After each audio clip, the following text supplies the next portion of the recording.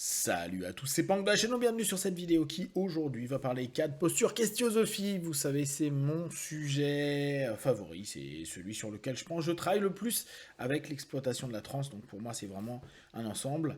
Et en l'occurrence, revenir sur ce principe qui peut paraître tellement bidon qu'on vous a certainement matraqué, en tout cas moi je vous en matraque souvent avec, c'est cette notion de contre-transfert, cette notion de posture qu'il est indispensable d'avoir et surtout prendre en compte que vous devez rentrer dans vos postures quand vous rentrez dans votre notion professionnelle. Alors je m'explique.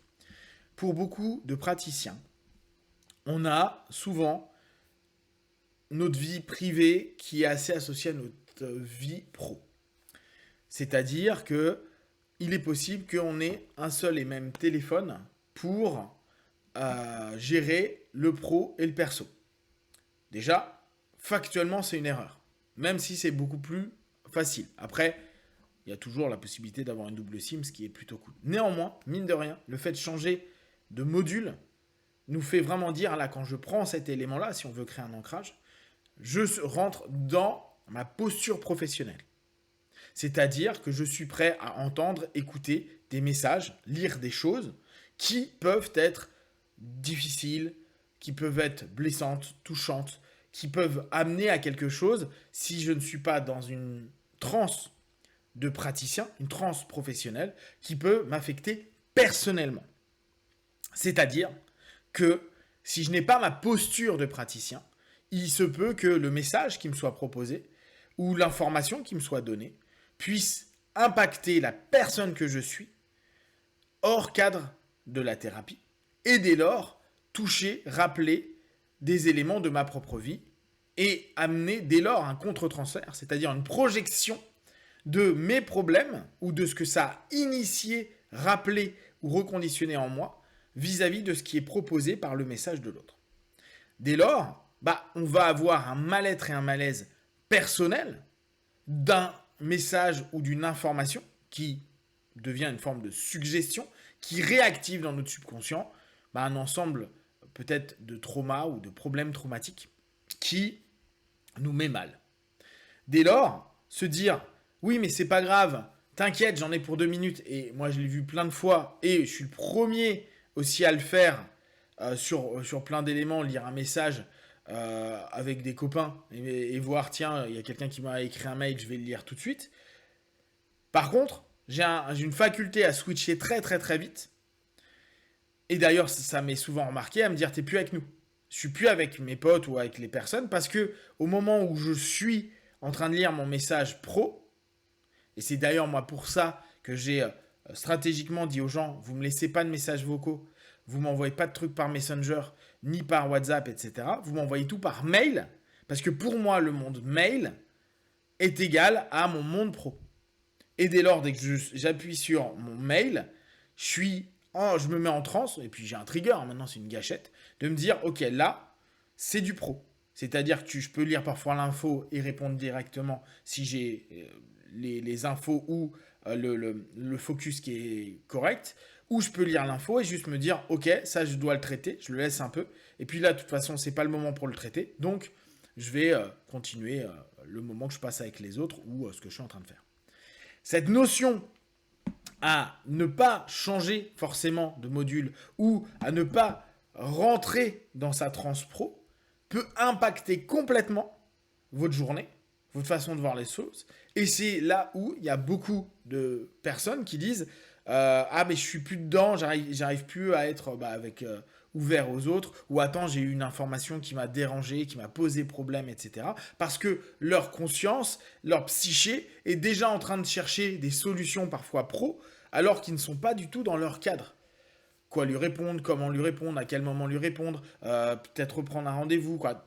X ou Y choses qui viennent mais qui n'ont pas lieu d'être. Le problème, c'est que à partir du moment où on n'est pas apte à avoir un cadre qui est maintenu et donc une posture qui correspond, on va se taper moult transferts, moult projections. Et ça devient problématique. L'annonce de quelque chose de difficile en cabinet, la mort de quelqu'un, ou quelque chose qui s'empire, ou quelqu'un qui va à l'hôpital, etc., fait partie complètement de notre job. Quand on est aidant, quand on est quelqu'un qui accompagne des personnes, on sait très bien que la vie, elle existe, elle est là, elle est présente, il y a plein de fluctuations et il y a la mort. Donc déjà, il faut d'entrée avoir cette notion-là. Il va y avoir aussi cette notion de, parfois on peut aider les gens, on est apte à, ce qu'on leur propose leur convient, et plein de fois, on n'est pas apte à. Ils ne progressent pas, ça leur fait pas du bien, etc. Donc, il y a aussi ça à prendre en compte. C'est-à-dire, se dire, je ne suis pas omniscient, ce que je propose ne convient pas à tout le monde, je ne suis pas capable d'aider tout le monde, et ça c'est vraiment important. Et ça fait partie de notre posture. Dans notre posture, on doit être conscient de nos limites, de nos incapacités. Et cette conscience, elle a du sens parce qu'on va avoir, sur les milliers de patients qu'on aura au fur et à mesure, voire dizaines de milliers de personnes qu'on aura au fur et à mesure de notre carrière, on aura plein d'échecs. Donc, cette notion, pour pas être touché et se dire, j'ai un retour qui est négatif, qui est pas bon, ou un truc où on s'aperçoit que ce qu'on a fait avec le partenaire, ça n'a pas fonctionné, etc. Ça, c'est aussi à prendre en compte. Si on n'est pas dans notre posture et que c'est l'humain, le nous au quotidien, qui n'a pas cette posture ni ce cadre-là, qui prend l'info, on peut se retrouver dans des notions qui réactivent une sensation d'impuissance, une sensation d'inaptitude, une sensation à se dire je ne suis pas méritant, une sensation d'avoir un syndrome d'un imposteur, etc. Mais ça ne sera pas le pro qui l'aura, ça sera le perso. Et ça nous ramènera certainement à être un imposteur dans notre quotidien vis-à-vis de, de la chance qu'on a dans la vie d'avoir telle ou telle personne avec nous, ou que les gens nous voient d'une façon et que nous on ne se voit pas de cette façon-là, etc. Qui ramène en fait à nos propres pathos, à nos propres malaises, à notre propre mal-être. Dès lors, si on garde en tête que je ne suis pro qu'au moment où je décide de l'être, il y a un de mes potes qui commence à me parler de quelque chose et que je vois qu'on n'est pas dans du counseling de base, du conseil entre potes ou il pose la question peut-être au côté praticien, mais je lui réponds en tant que pote avec son avis, en le disant bien. Là, je vais te donner plutôt ce que moi je dirais par rapport à mes connaissances et pas le pro ce qu'il te dira. Cette différence-là qui est importante. Et je vous avais donné cette image à un moment donné, ce récit. Un pote qui vient me voir pour une problématique avec sa copine. On travaille d'un point de vue pro en cabinet. Ils se séparent quelques années plus tard. On en reparle autour d'un café. Et là, je lui dis, ta copine était relou. Et la personne ne comprend pas que moi, humainement, je m'en tape de sa copine complètement. Et il a été blessé de cette notion-là, parce que pour lui, et là c'est pour ça que souvent on dit, ne faites pas d'accompagnement sur des potes, parce qu'il n'arrivait plus à m'enlever moi de ma posture pro. Mais il y a une différence entre votre posture pro et votre posture perso.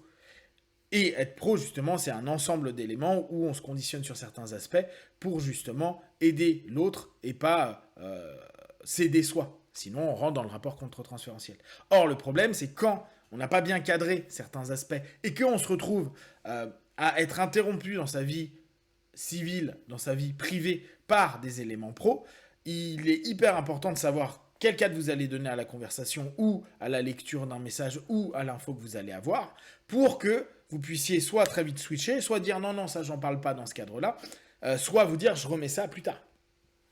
Pensez vraiment à cette notion-là, parce que comme je vous disais, la plupart d'entre nous, c'est quelque chose qui est aussi une passion, et moi je parle tout le temps psycho, tout le temps hypnose. Néanmoins, je fais une différence pour moi. Quand je dis ça, c'est ce que je pense moi, c'est pas ce que je dirais en cabinet. C'est pas comme ça que je travaillerai en cabinet. Je le redis à chaque fois pour dire là, c'est ce que je pense moi en tant que personne, pas en tant que pro, qui va faire une variable. Parce qu'il y a certains éléments que je prends en compte en tant que pro que je ne prends pas et où je ne prends pas de pincettes quand je suis en perso. Quel est votre cheminement au niveau de votre posture? Quel est votre rapport au contre-transfert? Je reviendrai dessus parce qu'en fait, c'est un des gros problèmes. Si on n'a pas notre posture, on a 100% de chance d'avoir du contre-transfert. Quel est votre rapport à tout ça? Si vous avez des questions ou des remarques, vous les partagez sur Facebook, YouTube, j'y répondrai le plus rapidement possible. Et comme d'habitude, de tout ce que je propose, ne prenez ce qui est bon et juste pour vous. Testez, observez, analysez et concluez. Be one, ciao!